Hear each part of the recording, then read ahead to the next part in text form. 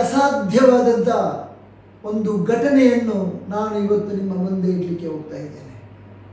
ಅದೇನಂತ ಹೇಳಿದರೆ, ಎತ್ತ ಮಗುವನ್ನೇ ಕೊಂದು ಸೂಟ್ ಕೇಸ್ನಲ್ಲಿಟ್ಟಿದ್ದ ತಾಯಿ, ಮೃತದೇಹ ಕಂಡು ಕಣ್ಣೀರಿಟ್ಟ ತಂದೆ, 4 ವರ್ಷದ ಮಗನನ್ನು ಎತ್ತ ತಾಯಿಯೇ ಕೊಂದು ಸೂಟ್ ಕೇಸ್ನಲ್ಲಿ ಸಾಗಿಸುತ್ತಿದ್ದ ಪ್ರಕರಣ ರಾಜ್ಯದ ಜನರನ್ನು ಬೆಚ್ಚಿ ಬೀಳಿಸಿದೆ. ತಾಯಿಯಿಂದಲೇ ಕೊಲೆಯಾದ ಮಗುವಿನ ಮೃತದೇಹ ನೋಡಲು ತಂದೆ ವೆಂಕಟರಮಣ್ ಇಂಡೋನೇಷ್ಯಾದಿಂದ ಬಂದಿದ್ದು ಮಗುವಿನ ಮೃತದೇಹ ನೋಡಿ ಕಣ್ಣೀರಿಟ್ಟಿದ್ದಾರೆ. ಮೃತ ಮಗುವಿನ ವೈದ್ಯಕೀಯ ಪರೀಕ್ಷೆಯ ನಂತರ ಮೃತದೇಹವನ್ನು ಗೋವಾ ಪೊಲೀಸರ ಸಮ್ಮುಖದಲ್ಲಿ ತಂದೆಗೆ ಹಸ್ತಾಂತರ ಮಾಡಲಾಯಿತು. ಪೊಲೀಸರಿಂದ ಮಗುವಿನ ಮೃತದೇಹ ಪಡೆಯುತ್ತಿದ್ದಂತೆ ತಂದೆ ವೆಂಕಟರಾಮನ್ ಕಣ್ಣೀರು ಹಾಕಿದ್ದಾರೆ. ಬಳಿಕ ಆಂಬ್ಯುಲೆನ್ಸ್ ಮೂಲಕ ಮೃತದೇಹ ಬೆಂಗಳೂರಿನ ರಾಜಾಜಿನಗರಕ್ಕೆ ಹಿರಿಯೂರಿನಿಂದ ರವಾನಿಸಲಾಯಿತು. ಏನಿದು ಪ್ರಕರಣ? ಈ ಪ್ರಕರಣದ ಹಿನ್ನೆಲೆ ಏನು? ಮಗುವನ್ನು ಕೊಂದ ಆರೋಪದ ಮೇಲೆ ದಿ ಮೈಂಡ್ಫುಲ್ AI ಲ್ಯಾಬ್ನ ಮುಖ್ಯಸ್ಥೆ ಸುಜನಾ ಸೇಠ್ ಅವರನ್ನು ಪೊಲೀಸರು ಬಂಧಿಸಿದ್ದಾರೆ. ಆರೋಪಿಯು ತನ್ನ ಮಾಜಿ ಪತಿ ತಮ್ಮ ಮಗುವನ್ನು ಭೇಟಿಯಾಗದಂತೆ ತಡೆಯಲು ಈ ಕೃತ್ಯ ಎಸಗಿದ್ದಾರೆ ಎಂದು ಗೋವಾ ಪೊಲೀಸರು ತಿಳಿಸಿದ್ದಾರೆ. ಗೋವಾಕ್ಕೆ ತೆರಳಿದ್ದ ಸ್ಮಾರ್ಟ್ಅಪ್ CEO ಸುಜನಾ ಸೇಠ್ ಗೋವಾದ ಕಂಡೋಲಿಮಾ ಸರ್ವಿಸ್ ಅಪಾರ್ಟ್ಮೆಂಟ್ನಲ್ಲಿ ಮಗನ ಹತ್ಯೆ ಮಾಡಿದ್ದಾರೆ. ಬಳಿಕ ಸೂಟ್ ಕೇಸ್ನಲ್ಲಿ ಮಗನ ಶವವಿಟ್ಟು ಬಾಡಿಗೆ ಕಾರಿನಲ್ಲಿ ಪರಾರಿಯಾಗಲು ಆರೋಪಿ ಯತ್ನಿಸಿದ್ದು, ಅಪಾರ್ಟ್ಮೆಂಟ್ ಸಿಬ್ಬಂದಿ ಸಮಯ ಪ್ರಜ್ಞೆಯಿಂದ ಆರೋಪಿಯನ್ನು ಬಂಧಿಸಲಾಗಿದೆ. ಆರೋಪಿ ಮಹಿಳೆ ತಂಗಿದ್ದ ಸರ್ವಿಸ್ ಅಪಾರ್ಟ್ಮೆಂಟ್ ಸ್ವಚ್ಛಗೊಳಿಸಲು ತೆರಳಿದಾಗ ರಕ್ತದ ಕಲೆ ಪತ್ತೆಯಾಗಿದೆ ಎನ್ನಲಾಗಿದೆ. ಕೂಡಲೇ ಅಪಾರ್ಟ್ಮೆಂಟ್ ಸಿಬ್ಬಂದಿ ಪೊಲೀಸರಿಗೆ ವಿಷಯ ತಿಳಿಸಿದ್ದಾರೆ.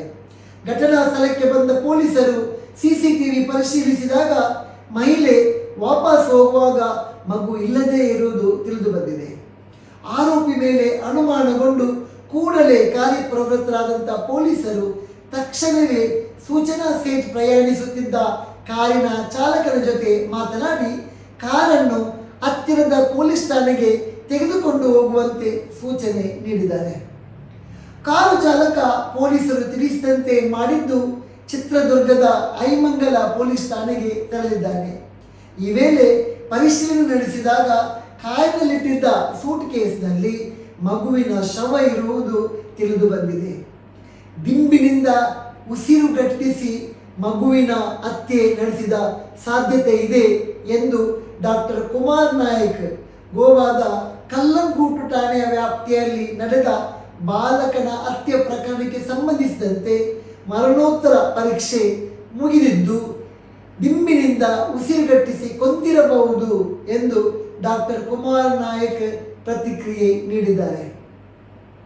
ಮರಣೋತ್ತರ ಪರೀಕ್ಷೆ ನಡೆಸಿದ ಬಳಿಕ ಸುದ್ದಿಗಾರರೊಂದಿಗೆ ಮಾತನಾಡಿದ ಅವರು, ಮಗುವನ್ನು ಕುತ್ತಿಗೆ ಇಸಕಿ ಕೊಲೆ ಮಾಡಿರಬಹುದು. ಮಗುವಿನ ದೇಹದ ಮೇಲೆ ಯಾವುದೇ ಗಾಯದ ಗುರುತುಗಳು ಇಲ್ಲ. ಉಸಿರಿಡುವ ಸಮಯದಲ್ಲಿ ಮೂಗು ಅಥವಾ ಬಾಯಲ್ಲಿ ರಕ್ತ ಬಂದಿದೆ. ಮುಖ ಮತ್ತು ಎದೆಭಾಗದಲ್ಲಿ ಊತ ಬಂದಿದೆ. ನಡೆದು ಸುಮಾರು 36 ಗಂಟೆ ಆಗಿರಬಹುದು. ಹತ್ಯೆ ನಡೆಯುವ ವೇಳೆ ಮಗು ಒದ್ದಾಡಿರುವುದು ತಿಳಿದು ಬಂದಿದೆ ಎಂದು ಇದೀಗ ಗೋವಾದ ಪೊಲೀಸ್ ಠಾಣೆಯಲ್ಲಿ ಪ್ರಕರಣ ದಾಖಲಾಗಿದೆ ಎಂದು ತಿಳಿದು ಬಂದಿದೆ. ಆರೋಪಿ ಸೂಚನೆಯ ಹಿನ್ನೆಲೆ ಏನು? ಆರೋಪಿ ಕೋಲ್ಕತ್ತಾ ಮೂಲದವರಾಗಿದ್ದು ಬೆಂಗಳೂರಿನ PhD ವಿದ್ಯಾಭ್ಯಾಸ ಮಾಡುತ್ತಿದ್ದಾನೆ. ಈಕೆ ಗಂಡನೊಂದಿಗೆ ವಿವಾಹ ವಿಚ್ಛೇದನ ಪಡೆದುಕೊಂಡು ಬ್ಯಾಂಗಲೂರಿನಲ್ಲಿ ನೆಲೆಸಿದ್ದಳು. ಈಕೆಯ ಪತಿ ಇಂಡೋನೇಷ್ಯಾದಲ್ಲಿ ಇದ್ದಾರಂತೆ ಎಂಬ ಮಾಹಿತಿ ಲಭ್ಯವಾಗಿದೆ. ಆರೋಪಿಯು ಗೋವಾ ಪ್ರವಾಸ ಕೈಗೊಂಡಾಗ ಈ ಘಟನೆ ನಡೆದಿದೆ ಎನ್ನುವ ಮಾಹಿತಿ ಲಭ್ಯವಿದೆ.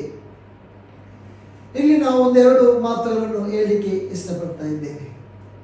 ಗಂಡ ಹೆಂಡತಿಯರ ಮಧ್ಯೆ ಅದೇನೇ ವಿರಸ ಇರಬಹುದು, ಆದರೆ ಅದಕ್ಕೆ ತಮ್ಮ ಮಕ್ಕಳನ್ನು ಬಲಿಯಾಗಿ ಕೊಡುವಂಥದ್ದು ನಿಜವಾಗಿಯೂ ಇದೊಂದು ದುರ್ದೈವ ಅಂತ ನಾವು ಹೇಳ್ಬೋದು.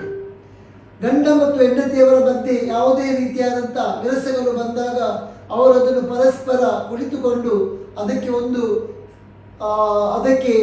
ಒಂದು ಪರಿಹಾರವನ್ನು ಕಂಡುಕೊಳ್ಳಬೇಕೇ ಹೊರತು ಈ ರೀತಿಯಾಗಿ ತಮ್ಮ ಒಂದು ವೈಯಕ್ತಿಕವಾದಂಥ ದ್ವೇಷಕ್ಕಾಗಿ ಆ ಮಗುವಿನ ಮೇಲೆ, ಪುಟ್ಟ ಮಗು 4 ವರ್ಷದ ಮಗುವಿನ ಮೇಲೆ ಈ ರೀತಿಯಾಗಿ ಮಗುವನ್ನು ಹತ್ಯೆ ಮಾಡುವಂಥದ್ದು ನಿಜಕ್ಕೂ ಇದು ಖಂಡನೀಯ.